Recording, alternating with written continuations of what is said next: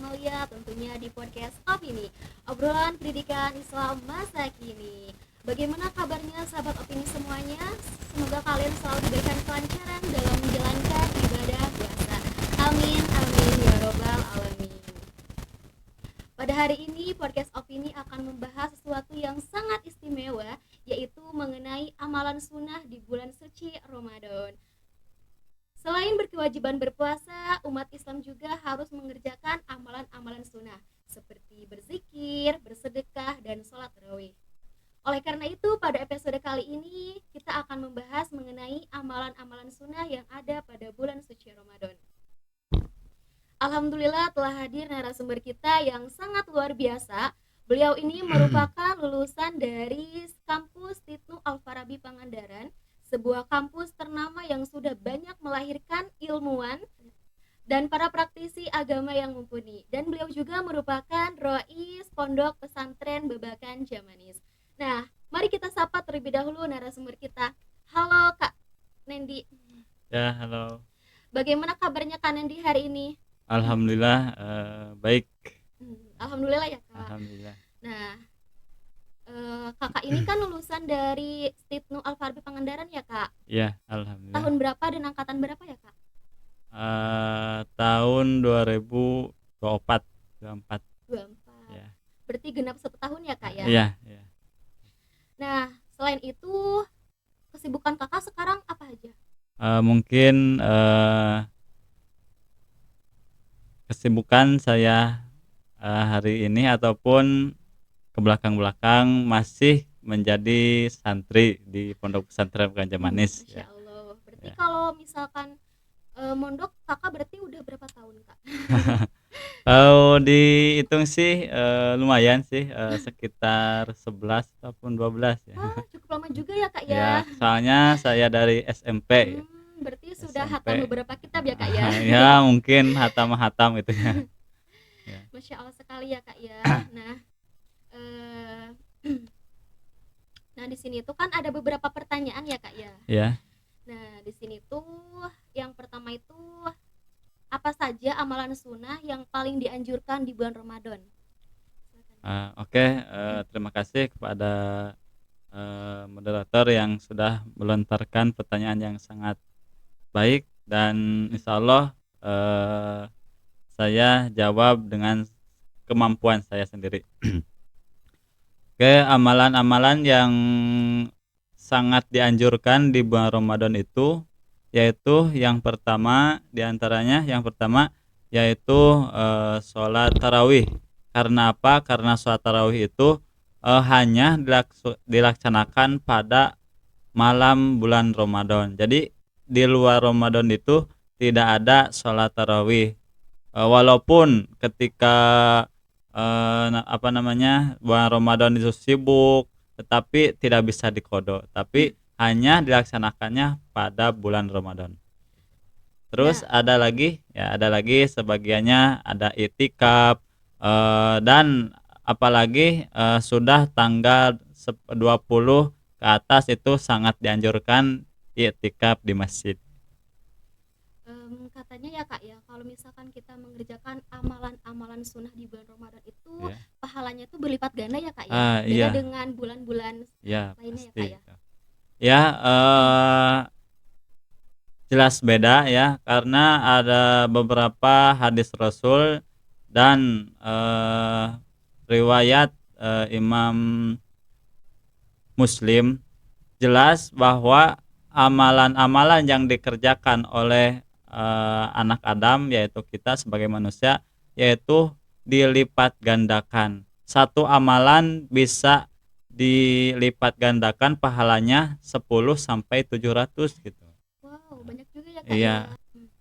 Lanjut saja ya Kak untuk pertanyaan yang kedua ya Kak ya. Nah, di sini tuh bagaimana hukum dan keutamaan amalan sunnah seperti tarawih, tadarus, dan itikaf di bulan Ramadan dalam pandangan ulama? Karena di bulan Ramadan itu bulan yang sangat agung, sangat besar gitu di antara bulan-bulan yang lainnya. Misalkan kita melaksanakan sedekah, maka sedekah itu akan dilipat gandakan Bahkan dalam suatu keterangan sholat tarawih, baca Quran, dan i'tikaf di masjid itu akan meningkatkan salah satu peningkatan keimanan kita kepada Allah Subhanahu wa taala gitu. Sungguh luar biasa sekali ya Kak Ya. keutamaan amalan sunnah yang ada pada bulan Ramadan Ya. ini ya Kak ya. Nah, apa saja sih Kak yang membedakan amalan sunnah di bulan Ramadan dengan bulan lainnya? Yang membedakan antara pekerjaan amal baik ataupun buruk ya, itu jelas beda antara bulan yang selain Ramadan dan Ramadan.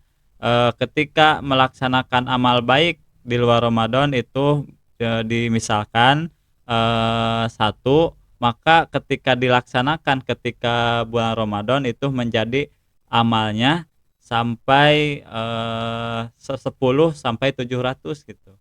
Tetapi kecuali bulan kecuali puasa.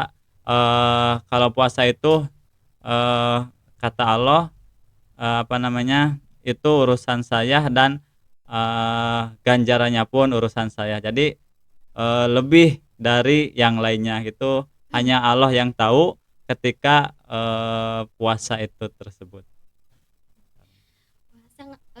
Sungguh luar biasa sekali ya Kak Ya. ya jawabannya. Nah, saya ingin tahu ya Kak ya.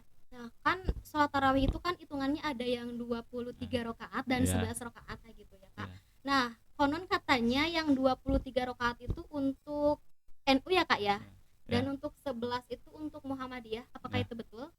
Kalau di yang sering dilaksanakan mungkin ya kebanyakan ada perbedaan, tapi itu semuanya ada dalilnya.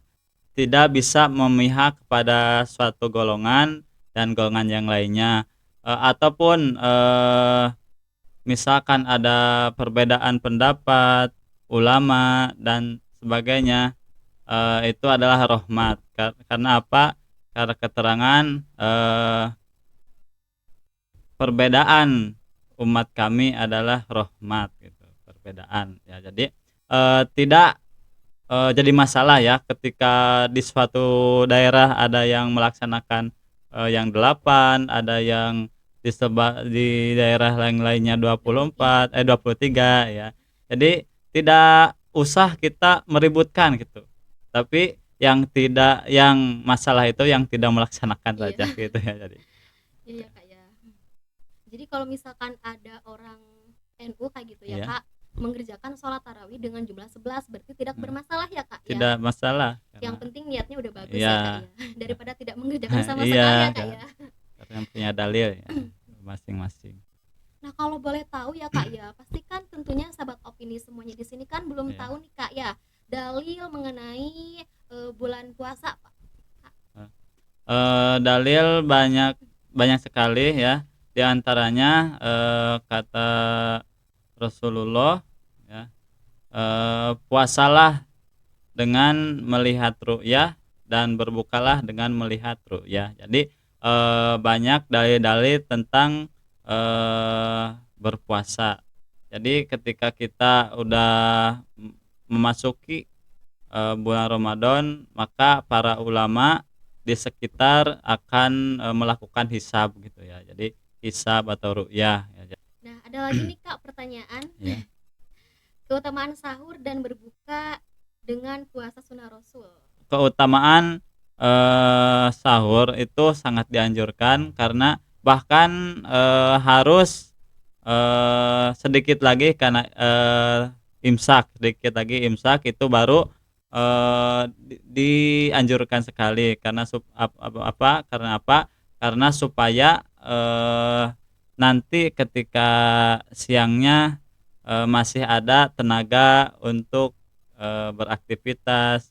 Jadi tidak ada alasan untuk malas-malasan gitu di hari Ramadan itu, bulan Ramadan itu. Oh, jadi bagusnya sahur itu dikerjakan Dikerjakan, sebelum imsak ya iya, Kak ya. Biar pas siangnya tuh kita tuh kuat ya iya. Kak ya. Jadi dianjurkan gitu, dianjurkan. Nah, Kak, kan ada golongan-golongan tertentu ya, Kak, yang Ya, kalau misalkan tidak mengerjakan puasa itu harus membayar fidyah ya, Kak? iya, Nah, itu golongan apa saja ya, Kak, kalau boleh tahu? ya termasuk, orang yang, ketika sakit, lanjut tidak bisa, ataupun, karena sakit itu mati gitu ya, Iya itu iya. harus bayar fidyah, ya. Itu tapi bukan pengganti ya, bukan pengganti misalkan saya, lagi sakit, nanti saja, tidak puasa dibayar fidyah, tetapi itu, adalah kewajiban bagi yang, masih hidup untuk, Membayar. mayat gitu. Jadi tidak bisa, kita ngajam, nanti saja dibayar oleh fidyah, tidak bisa gitu tapi Saya ucapkan terima kasih kepada narasumber yang telah menjelaskan beberapa, macam ilmu ya, Kak, ya. Semoga bisa menginspirasi kita semua dan bisa amin diimplementasikan oleh ya. kita semua. Baik, cukup sekian mungkin dari saya. Saya ucapkan terima kasih kepada narasumber yang telah menyempatkan waktunya untuk bisa hadir pada podcast kali ini. Nah, jangan lupa ya untuk like, share, comment, and subscribe. Ya. Saya Yumni Romalia pamit undur diri. Wassalamualaikum warahmatullahi wabarakatuh.